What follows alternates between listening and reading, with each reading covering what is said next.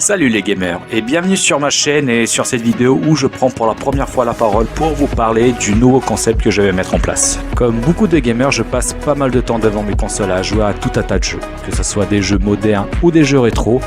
Et ce que j'aimerais faire via cette chaîne YouTube, c'est justement de vous parler de ces jeux, de vous donner un petit avis personnel dessus et faire ce que je fais déjà très régulièrement sur jeuxvideo.com, c'est-à-dire leur donner une petite note en détaillant bien sûr ce qui m'a plu et au contraire ce que je n'ai pas aimé.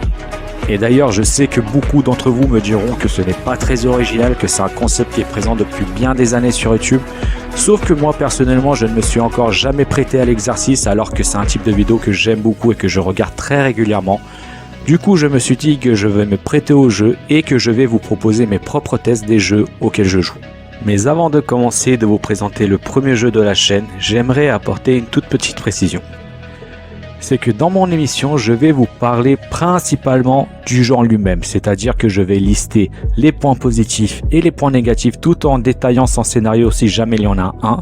Et pour ce qui est des jeux rétro, je vais essayer du mieux que je le peux de faire une rétrospection du jeu, c'est-à-dire de me remettre dans les conditions de l'époque où le jeu est sorti. Et pour ce qui est du développement du jeu, je ne vous cache pas que les recherches ce n'est pas trop ma tasse de thé, pour être franc ce n'est pas ce qui m'intéresse et ce qui me passionne le plus chez un jeu.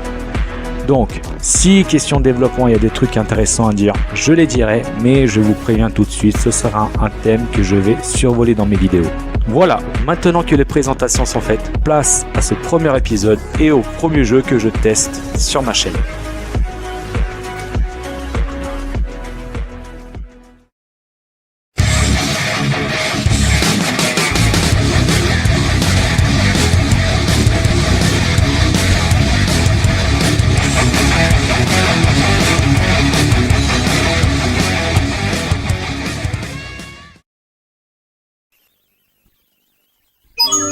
It's me, Mario!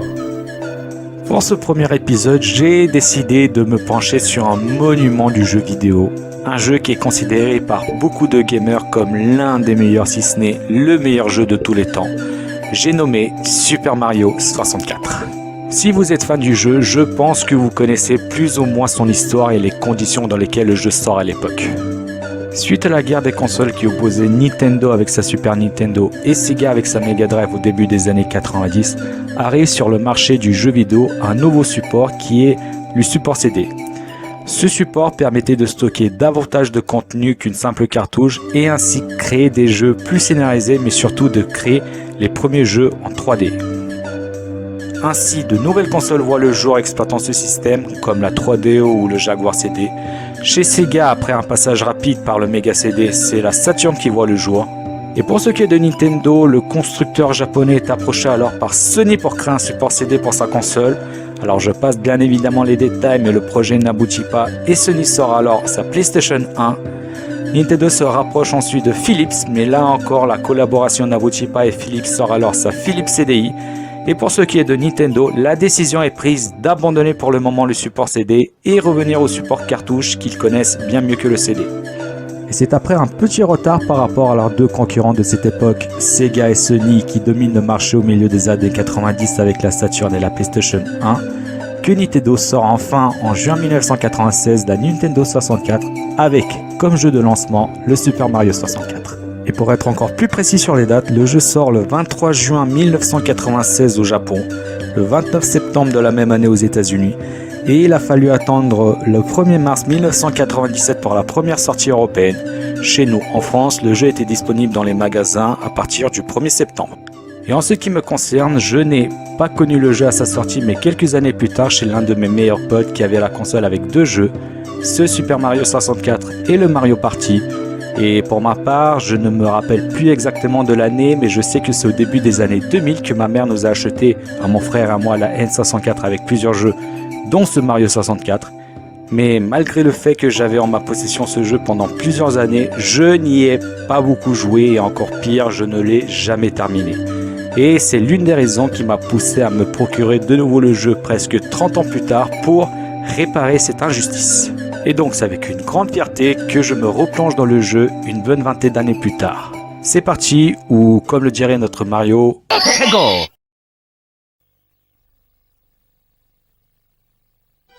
Dear Mario, please Le jeu débute par une lettre de la princesse Peach, invitant Mario dans son château à manger un gâteau préparé par celle-ci. Mario bien sûr accepte, cependant alors qu'il entre dans le château, Mario est accueilli par le rire épouvantable de Bowser qui nous dit que le château est vide. En parlant au Toad dans le hall, celui-ci nous apprend que Bowser a enlevé la princesse et qu'il utilise la puissance des étoiles pour créer des mondes à partir des tableaux du château pour emprisonner la princesse ainsi que les autres Toads. Notre mission est donc simple, récupérer un maximum d'étoiles pour ouvrir les différentes portes fermées par Bowser et ouvrir la grande porte rouge marquée d'une étoile pour délivrer la princesse. Nous débutons notre aventure dans le monde bataille de bonbons car comme nous l'indique Toad, c'est la seule porte que Bowser a oublié de condamner.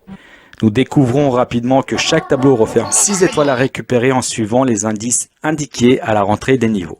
Ici, la première étoile nous mène au sommet de la montagne où nous affrontons notre premier mini-boss, le roi Bonbon en personne. Après l'avoir battu, nous obtenons notre première étoile qui nous permet d'ouvrir la porte du second niveau, la forteresse de Womp. Vous avez donc le choix de soit vous y diriger, soit tenter les autres étoiles du niveau qui consistent à battre Koopa Rapido dans une course, libérer le Chomp enchaîné à un piquet ou récupérer les 8 pièces rouges éparpillées dans le niveau. Pour précision, cette mission est commune à tous les niveaux. Nous rencontrons également dans ce niveau un Bonbon Rose qui, en remerciement d'avoir battu le roi, nous ouvre une trappe renfermant un canon. Ce canon nous permet de nous projeter dans n'importe quelle direction choisie. Il nous précise également qu'un Bonbon Rose se cache dans chaque niveau du jeu. Il va donc falloir les retrouver pour qu'ils nous ouvrent l'accès au canon du monde en question, ce qui est indispensable à l'obtention de certaines étoiles. Pour le second niveau, en plus des étoiles que nous devons récupérer en explorant l'île, la première étoile nous demande de grimper au sommet de la forteresse pour affronter le gros Womp qui, un peu vexé, nous menace de nous écraser la tête. Pas sympa le gars quand même. Pour le troisième et quatrième niveau, le jeu nous demande d'avoir un capital de 3 étoiles pour les débloquer. Si c'est le cas, vous avez le choix, soit de visiter la baie des pirates ou pour récupérer les étoiles, vous devez piller le bateau pirate, jouer avec une anguille ou encore visiter la grotte où les pirates ont caché l'étoile dans un coffre au trésor. Soit d'un autre côté, vous pouvez visiter la montagne Glagla et son chalet où vous attend une grande glissade et une course contre un pingouin. Et c'est après beaucoup d'efforts que notre cher Mario parvient à relever tous les défis et réussit à obtenir le nombre nécessaire d'étoiles, 8 pour être précis, pour ouvrir la grande porte dont on a parlé au début et délivrer la princesse. Mais alors qu'il s'aventure dans le long couloir, il tombe de nouveau dans un piège de Bowser, qui l'emmène vers un nouveau monde que nous devons traverser pour avoir le droit à notre première rencontre avec le roi des Koopas. Et comme d'habitude, référence au premier Mario et le célèbre « Thank you Mario, but our princess is in another castle. » Celui-ci nous dit qu'on s'est trompé et que la princesse n'est pas là. On engage donc le combat et après l'avoir terrassé, Bowser nous donne la clé nous permettant d'ouvrir la porte du sous-sol, nous donnant accès ainsi à 3 autres niveaux et une autre grande porte étoile où se cache Bowser. Mais avant de descendre, vous pouvez vous diriger vers la cour arrière du château où se trouve le 5e niveau du jeu qui vous demande d'explorer un manoir hanté et combattre le Big Boo. Pour ce qui est du sous-sol, vous avez le choix entre 3 niveaux. La caverne brumeuse où Mario doit se frayer un chemin dans un labyrinthe rempli de gaz et descendre explorer une caverne habitée par Bibi, une sorte de dinosaure aquatique qui, personnellement, je trouve ressemble beaucoup à l'Oclas des Pokémon. Ensuite, vous avez le monde Lave Fatale qui est protégé par des créatures qui s'appellent les moches. Vous avez ainsi les petits et les gros moches que vous devez affronter pour obtenir d'autres étoiles. Et comme son nom l'indique, il s'agit d'un monde rempli de lave à cause d'un volcan en fusion qu'on doit également explorer pour trouver les étoiles. Et le dernier monde, c'est le monde Sable trop mouvant qui vous emmène cette fois-ci dans le désert où vous devez explorer une pyramide qui renferme bien des secrets. Encore une fois, la mission n'était pas facile, mais Mario réussit à obtenir les 30 étoiles minimum nécessaires pour déverrouiller la seconde porte étoile qui nous donne accès à l'Afro-Bassin, un niveau où, après avoir joué avec une raie, résolu l'énigme des coffres dans le courant, mais surtout après avoir pris d'assaut le sous-marin de Bowser, vous pouvez enfin vous diriger vers le niveau de la lave, au bout duquel vous attend de nouveau Bowser. Et encore une fois, la princesse est absente et un nouveau combat contre Bowser débute. Et après l'avoir corrigé de nouveau, celui-ci vous donne rendez-vous au sommet de la tour, là où est censée se trouver la princesse. Dans cette partie du château, vous rencontrez de nouveau des Toads qui vous donnent des informations très utiles dans votre progression. Que le miroir de la pièce voisine dévoile la rentrée d'un autre niveau, que le niveau de l'horloge est différent selon l'heure à laquelle vous rentrez dedans, que collecter 100 pièces dans un niveau vous donne droit à une nouvelle étoile, que sauter dans... Attends, quoi? Et oui, ça c'est le petit secret malin du jeu, c'est que, contrairement à ce que j'ai dit au début, il n'y a pas 6 étoiles par niveau, mais bien 7. Cette 7e peut être obtenue que après avoir collecté 100 pièces dans le niveau. Donc à partir de là, le choix s'offre à vous. Soit vous continuez l'aventure, soit vous revenez sur vos pas pour refaire les niveaux précédents et collecter ces 100 pièces pour obtenir l'étoile, très important pour la suite de votre aventure. En tout cas, ce qu'il faut savoir, c'est qu'il vous faut un total de 50 étoiles pour déverrouiller la dernière porte étoile et 20 de plus pour rejoindre une dernière fois Bowser, car dans le cas contraire, vous tomberez sur un escalier infini. Enfin, avant l'affrontement ultime, vous pouvez visiter le niveau chez le roi des neiges, où vous devez combattre de nouveau un gros moche et grimper pour vous emparer de la tête du bonhomme de neige. Le monde de trempe sèche, où la résolution d'énigmes exige de jouer avec le niveau d'eau qui peut grimper ou descendre selon la hauteur à laquelle vous rentrez dans le niveau. Les niveaux trop haute montagne, où c'est tout simplement une grande montagne à escalader avec une grosse descente bien cachée qui vous donne accès à une nouvelle étoile. Dans l'île Grand Petit, cette fois-ci c'est avec la taille de Mario que vous devez jouer, vous explorez le niveau soit avec Mario Grand, soit avec Mario Petit. Tout cela pour foutre une raclée au gigoteur qui se cache au sommet de la montagne et ridiculiser de nouveau Koopa Rapido dans une nouvelle course. Les 2 derniers niveaux qui se situent au sommet du château, ce sont l'horloge tic-tac, dont toutes les étoiles vous demandent de grimper à des endroits différents de l'horloge avec un mécanisme plus ou moins rapide. Et la course arc-en-ciel qui vous emmène dans les nuages, à faire différents parcours avec encore une fois une étoile qui se cache au bout de chaque chemin. Finalement, les 15 niveaux explorés et complétés, Mario peut enfin se lancer dans le dernier niveau et l'affrontement final contre Bowser. D'ailleurs, celui-ci est plus coriace car il nous demande cette fois-ci de l'envoyer sur les bombes 3 fois plutôt qu'une. Et pour rendre la tâche encore plus difficile, il décide de provoquer un séisme qui réduit considérablement la zone de jeu. Mais cela ne fait pas peur à notre plombier moustachu qui parvient à se saisir de la queue de son adversaire et l'envoyer faire son tête-à-tête final avec les bombes. Résultat final, Bowser est terrassé, la princesse est libérée et Mario obtient une dernière récompense qui le fait rougir, un baiser de la princesse sur le bout du nez qui conclut l'aventure de Super Mario 64.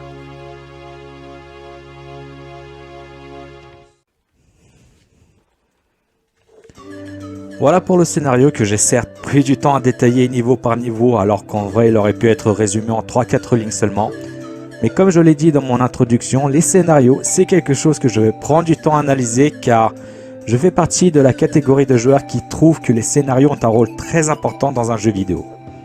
Et maintenant, la partie finale qui donne son nom à cette chronique, mon avis sur le jeu. Il faut savoir que pour voir le bout de l'aventure, j'ai mis un peu plus d'une vingtaine d'heures à récupérer les 120 étoiles et par conséquent, la note finale que je lui attribue est la note de...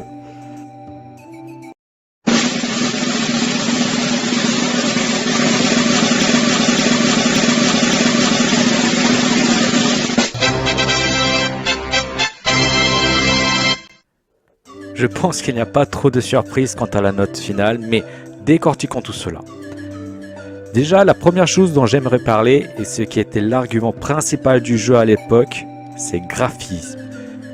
Alors que les jeux en 3D de cette époque étaient plutôt moyens graphiquement, et pour certains, faut le dire, pas très beaux, ici la 3D est magnifique, fluide, avec une panoplie de mouvements incroyables, non seulement pour l'époque, mais même aujourd'hui en 2026, certains jeux ne possèdent pas une telle richesse. Mario peut ainsi courir, nager, voler, effectuer 4 ou 5 sauts différents, écraser ses ennemis après un saut, bref, pour un jeu des années 90, c'est juste incroyable d'avoir tout ça. Après, il y a un détail à ne pas oublier, c'est que le jeu nécessite quand même de la pratique pour profiter de toute cette palette de mouvements, mais une fois que vous avez le jeu en main, tout cela se laisse facilement manipuler. Et cela est permis notamment par une manette très ergonomique et le stick de la manette qui est certes fragile dans la durée, mais qui est quand même très pratique. Pour un jeu des années 90, c'est juste incroyable d'avoir tout ça. Après, il y a un détail à ne pas oublier, c'est que le jeu nécessite quand même de la pratique pour profiter de toute cette palette de mouvements, mais une fois que vous avez le jeu en main, tout cela se laisse facilement manipuler. Et cela est permis notamment par une manette très ergonomique et le stick de la manette qui est certes fragile dans la durée, mais un stick adapté à ce style de jeu et surtout précis, qui nous permet à la fois de courir et de marcher discrètement pour ne pas réveiller les plantes piranha. À cela, on peut rajouter la bande-son exceptionnelle qui nous plonge pleinement dans l'univers qu'on visite. Je vous laisse écouter certains titres devenus aujourd'hui iconiques.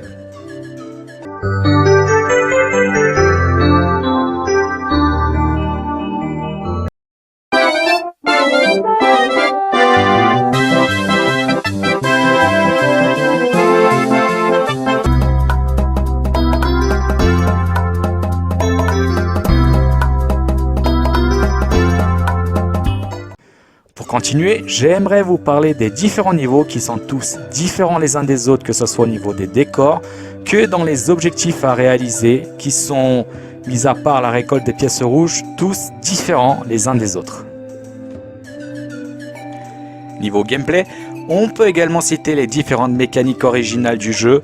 Je les ai déjà citées dans le scénario, mais en exemple, on peut donner le monde horloge tic-tac, où le mécanisme est plus ou moins rapide selon l'heure à laquelle vous rentrez dans le niveau, ou le monde trempe sèche, où le niveau d'eau dépend de la hauteur par laquelle vous rentrez dans celui-ci. Par contre, ce dont je ne vous ai pas parlé précédemment, ce sont les différentes casquettes de Mario. En effet, après avoir trouvé l'entrée des 3 niveaux secrets, vous pouvez débloquer les blocs de couleurs qui donnent des pouvoirs spéciaux à Mario. Nous avons le bloc rouge qui permet à Mario de voler, le bloc bleu qui lui permet de traverser certaines structures, et le bloc vert qui le transforme en Metal Mario, lui permettant de courir dans les profondeurs et de ne pas être affecté par les courants d'eau.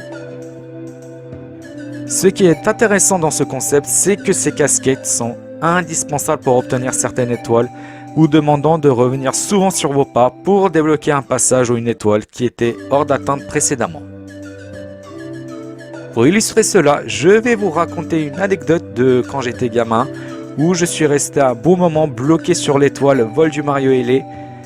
Alors quand je vous dis que j'ai été bloqué, non seulement c'est une étoile que je n'ai jamais obtenue, mais je pense que j'ai déjà fait des sessions d'1 heure de jeu où je ne faisais rien d'autre que des allers-retours vers l'île perchée, car j'avais bien compris que l'objectif se trouvait sur cette île avec les pièces à récupérer, sauf que je pensais qu'il fallait récupérer toutes les pièces et non pas seulement les pièces au milieu des cercles. Mais ce que j'ignorais, c'est que pour avoir cette étoile, on devait bien sûr se projeter avec le canon, mais on devait être en position de la casquette ailée pour que Mario s'envole pour récupérer les pièces les plus en hauteur. Alors certes, il s'agit là d'un seul exemple, mais je pense que vous l'aurez compris que débloquer tous les blocs de couleurs est indispensable si vous voulez prétendre aux 120 étoiles. Le seul reproche que je peux faire ici, c'est que je trouve personnellement qu'il n'y a pas beaucoup d'étoiles qui utilisent ce concept. J'aurais peut-être aimé avoir d'autres niveaux cachés, comme le niveau au-delà de l'arc-en-ciel où on profite pleinement de la casquette ailée de Mario. Surtout que il y a bien 3 ou 4 étoiles dans le jeu qui manquent un peu d'originalité pour être récupérées, comme par exemple la 2e étoile qu'on obtient après avoir attrapé le chien dans le sous-sol. Le faire une fois, pourquoi pas, mais bon, pourquoi 2 quoi. Et surtout, nous avons 3 étoiles qu'on récupère chez les Toads. Alors là, aucune complexité, il suffit juste de leur parler et voilà, l'étoile est à vous. Vous me direz certainement que je chipote, mais pareil, je pense qu'une seule étoile de ce genre était suffisante. Sinon, si les développeurs tenaient absolument à ce qu'on leur parle, ils auraient pu mettre une étoile en récompense si vous parlez à tous les Toads du château. Ça nous aurait poussé à explorer tous les recoins de celui-ci pour les trouver et pour moi ça aurait plus justifié l'obtention de l'étoile. D'ailleurs, en parlant de discussion et de lecture, vous trouverez dans certains niveaux des panneaux qui vous donnent certains conseils sur le gameplay. Et ces panneaux constituent également une sorte de tutoriel quand vous êtes en dehors du château, car vous pouvez suivre les indications écrites dessus et vous entraîner dans cette zone de jeu dépourvue d'ennemis sur la manipulation du personnage. Je trouve agréable également le fait que les développeurs ont pensé à intégrer une sauvegarde dans les niveaux où il y a plusieurs zones à explorer. Alors attendez, je m'explique. Certains niveaux possèdent des zones spécifiques à visiter pour avoir une étoile. La pyramide, le volcan, la descente d'entre hautes montagnes. Voyez-vous, dès que vous y accédez et si vous perdez une vie dans ces zones, vous ne devez pas refaire le trajet depuis le début et le jeu vous fait recommencer directement dans la zone en question. Pour ce qui est de l'objectif général du jeu, à savoir récupérer les étoiles pour avancer dans le jeu et affronter Bowser au sommet de la tour, j'ai deux choses positives à relever. Déjà, qu'il n'est pas nécessaire de récupérer la totalité des étoiles pour terminer le jeu. On peut voir le bout de celui-ci avec un peu plus de la moitié des étoiles. Le reste, c'est que du bonus pour les plus téméraires qui souhaitent absolument trouver tous les secrets et découvrir le petit bonus caché du jeu à la fin lorsque vous récupérez les 120 étoiles, qui est de rejoindre Yoshi sur le toit du château. Alors le bonus, parlons-en. D'un côté sympa parce que ça nous permet de voir Yoshi dans le jeu, et d'un autre côté je dirais un petit peu inutile parce que comme récompense Yoshi vous donne 100 vies, et la question que je me pose c'est les 100 vies, à quoi ça peut bien nous servir vu qu'on a déjà tout fait dans le jeu. Et la deuxième chose, c'est que bien que les indications à la rentrée des niveaux suffisent à nous aiguiller dans une direction précise pour trouver l'étoile, rien ne nous empêche d'en récupérer une autre si jamais on tombe dessus par hasard.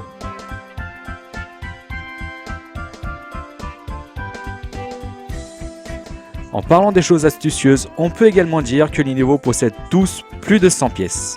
Donc pour les étoiles où vous devez en récupérer 100, si vous avez exploré les niveaux à fond, il n'est pas impossible que vous ayez débloqué une étoile sans connaître l'astuce. Pour exemple, le niveau manoir de Big Boo en possède 151, donc vous avez largement de quoi faire. Et si le sujet vous intéresse, je vous conseille de regarder sur YouTube le speedrun où les joueurs tentent de finir les niveaux en récupérant la totalité des pièces. Les speedruns sont assez impressionnants. D'ailleurs, en parlant des pièces, on peut dire que les développeurs se sont inspirés de leurs concurrents directs de l'époque, Sonic, car ceux-ci peuvent également recharger vos points de vie. Voilà, je pense que j'ai fait assez d'éloges sur le jeu, mais bien maintenant la seconde partie où je vais traiter des points négatifs. Certes, vu la note, vous vous doutez bien qu'ils ne sont pas nombreux, mais je dois en citer un en particulier. La caméra.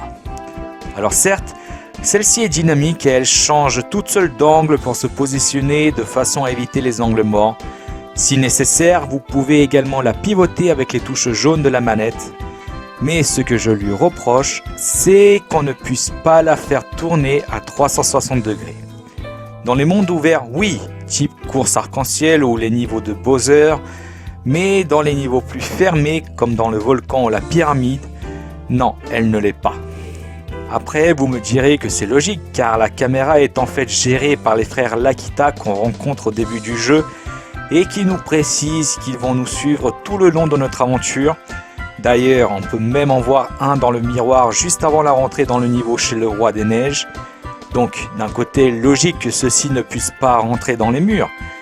Mais le fait est que ce détail m'a coûté énormément de vie et je pense même que c'est l'une des raisons qui a fait que je n'ai pas beaucoup joué au jeu étant petit. J'y reviendrai un peu plus tard. Le niveau où ça m'a le plus tapé à l'œil, je pense que c'est dans Horloge Tic Tac où j'ai fait énormément de chutes car je n'arrivais pas à placer la caméra comme je le voulais.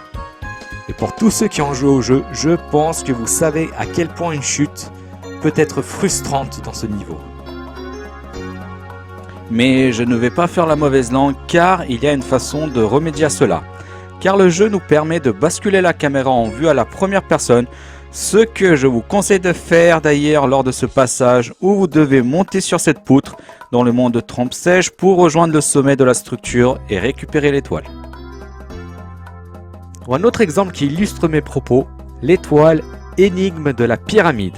Déjà, ça fait partie des étoiles qui m'a demandé le plus de temps à trouver et surtout, on ne voit pratiquement pas les plateformes sur lesquelles il faut sauter. Même en reculant la caméra au maximum, c'est avec des sauts de l'ange que vous devez espérer atterrir dessus.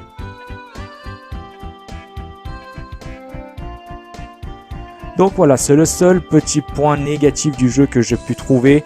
Alors certes, après il y a d'autres petits détails que je peux relever, mais c'est vraiment pour chipoter. Par exemple, que le jeu ne sauvegarde pas notre nombre de vies après qu'on ait éteint la console, que le contrôle de Mario quand il vole n'est pas au top. Je sais que j'ai beaucoup galéré dans le monde de sable trop mouvant à récupérer les pièces rouges qui sont en hauteur. Et il faudrait vérifier, mais je pense que Super Mario 64 est le seul jeu au monde où les vies vous fuient lorsque vous les trouvez, c'est incroyable. Et un dernier petit conseil gameplay avant de conclure, lorsque vous tentez l'étoile des 100 pièces, peu importe le niveau, sachez que l'étoile apparaît pile au-dessus de l'endroit où vous récupérez votre 100e pièce. Donc veillez à ce qu'elle soit sur une plateforme ou une surface plate et stable. Évitez de récupérer cette 100e pièce au-dessus d'un gouffre ou trop en hauteur pour éviter les désagréments de perdre une vie juste derrière ou encore pire, que l'étoile apparaisse à un endroit difficile voire impossible d'accès.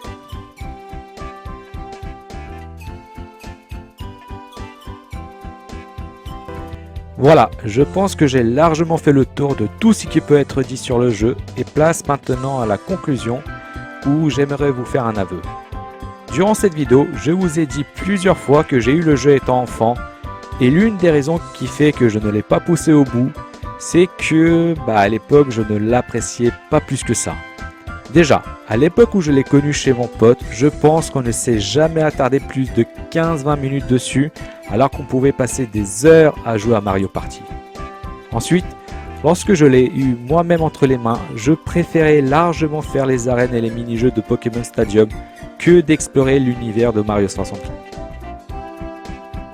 À l'époque, je le trouvais buggé et imprécis justement à cause du problème de caméra dont je vous ai parlé précédemment.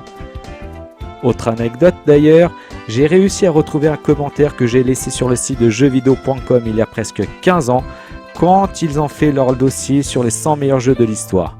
Je vous laisse regarder par vous-même.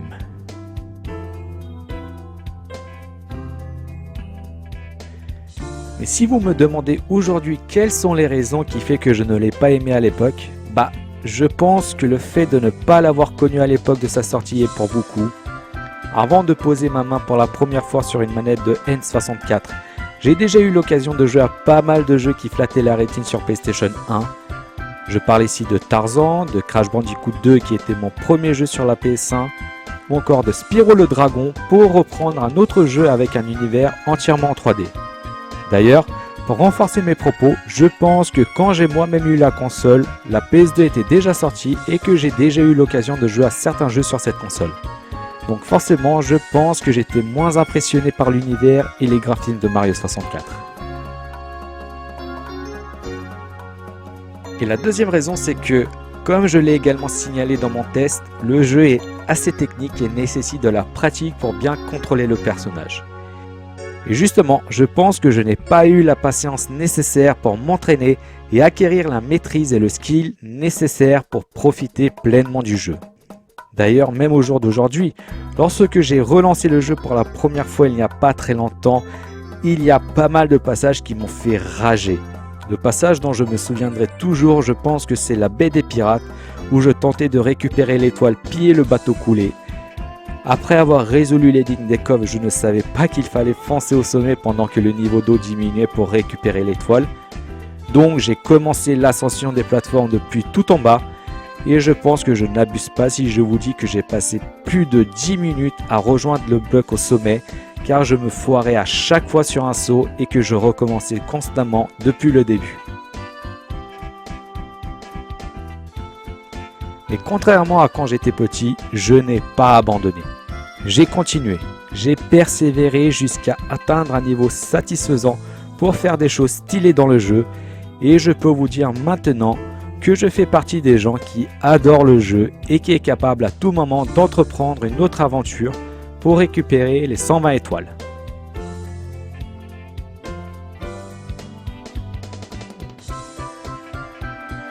Donc pour résumer, Super Mario 64 est un jeu qui a marqué l'histoire, à tel point qu'il a eu le droit, en plus de son pack console, à plusieurs rééditions à la fois sur Nintendo 64, mais également sur des consoles plus récentes comme la DS, la Wii et la Wii U via les consoles virtuelles, sur Nintendo Switch également avec la compilation 3D All Star, ou encore moins connue la version iQ qui est une console Nintendo exclusive au marché chinois. Et il faut souligner le fait qu'il est souvent cité comme référence du jeu vidéo via notamment son système de hub repris dans tout un tas de jeux.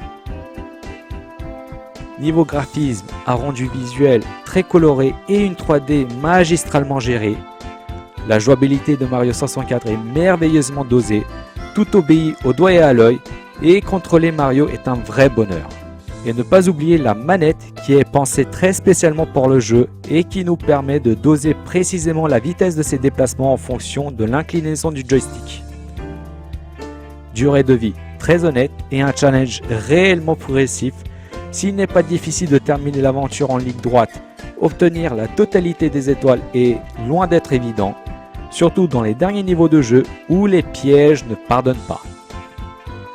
La bande son également extraordinaire, entraînante et qui colle toujours bien avec ce qui se passe à l'écran. Mais personnellement parlant, le seul petit bémol que je peux lui trouver, c'est sa caméra, qui certes n'est pas catastrophique, mais elle peut être à l'origine de certaines bourdes lors de vos sauts.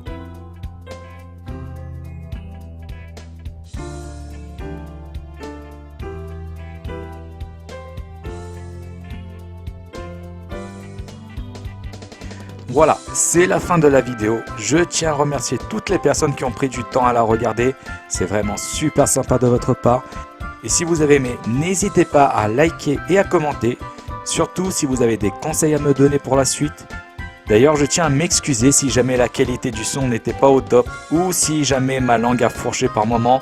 Comme je l'ai dit dans l'introduction, c'est la première fois que je me prête à l'exercice et j'espère m'améliorer par la suite. Il ne me reste plus qu'à vous inviter à vous abonner à la chaîne si jamais ce type de contenu vous intéresse et à rejoindre ma chaîne Twitch où je teste tous les jeux dont je vais parler sur la chaîne. Au moment où je fais le montage pour cette vidéo, je suis en train de tester le jeu Ridge Racer sur PS1 qui sera le sujet de ma prochaine vidéo. Merci encore pour votre visionnage et à bientôt.